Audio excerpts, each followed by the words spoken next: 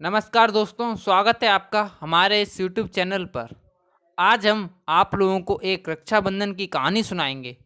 कहानी सुनाने से पहले अगर आप लोगों ने हमारा चैनल अभी तक सब्सक्राइब नहीं किया है तो सब्सक्राइब कर लें।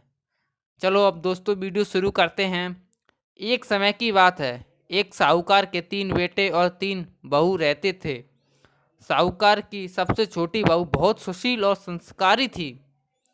साथ ही वो श्री कृष्ण भगवान की अनन्य भक्त थी। सावन के महीने में साहूकार की दोनों बहुएं रक्षाबंधन के त्योहार पर अपने अपने घर जाने की तैयारी करने लगीं। सुबह जल्दी उठकर घर का सारा काम करने लगीं तो छोटी बहू ने पूछा, क्या बात है दीदी, आज इतनी जल्दी जल्दी काम क्यों कर रही हो? तो उसकी जेठानियाँ बोलीं, कल का रक्षाबंधन का त्यौहार है। हम सभी को अपने अपने भाई को राखी बांधने अपने पीहर जाना है। तेरा तो कोई भाई नहीं है, तू क्या जाने रक्षाबंधन त्योहार का महत्व, भाई बहन के रिश्ते का महत्व। छोटी बहू को यह बात बहुत बुरी लगी।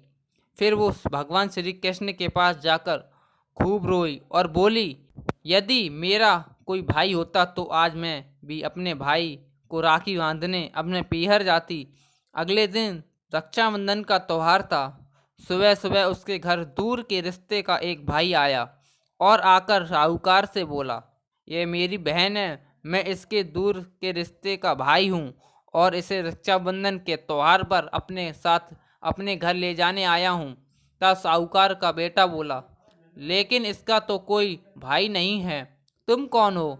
उसके समझाने पर साहूकार और उसका बेटा मान गया और उसकी छोटी बहू को उसके साथ भेजने के लिए तैयार हो गया। परंतु छोटी बहू के पति के मन में शंका थी। वो बोला, आप इसे ले तो जाइए, परंतु इसे वापस लेने मैं खुद आऊँगा। ऐसा कहकर उन्होंने छोटी बहू को उसके भाई के साथ रवाना कर दिया। रास्ते में चलते चलते छोटी बहू ने अपने भाई से कहा, भैया तुम इतनी सालों से कहाँ थे और पहले रक्षाबंधन पर मुझसे राखी बंधवाने क्यों नहीं आए? तो उसका भाई बोला, मैं 7 समुंदर पार परदेश में कमाने गया था। अब वह दोनों अपने घर पहुँचे तो भाभी ने अपनी ननद का स्वागत किया, खूब सेवा की, भगत करी। फिर उन्होंने रक्षाबंधन का त्यौहार बनाया। ऐसे ही हंसी खुशी से समय बीत गया। एक दिन छोटी बहू का पति उसे लेने उसके घर आया। महल जैसा घर और ऐशो आराम देखकर वह चकित रह गया। भाई और भाभी ने उसकी खूब सेवा करी। अगले दिन सुबह सुबह भैया और भाभी ने उसे उसके घर के लिए रवाना किया। विदा करते समय उसे खूब सोना चांदी हीरे जवाहरात दिए। थोड़ी दूर जाने पर छोटी बहू का पति बोला, मैं गलती से अपना कुर्ता वहीं भूल गया हूँ।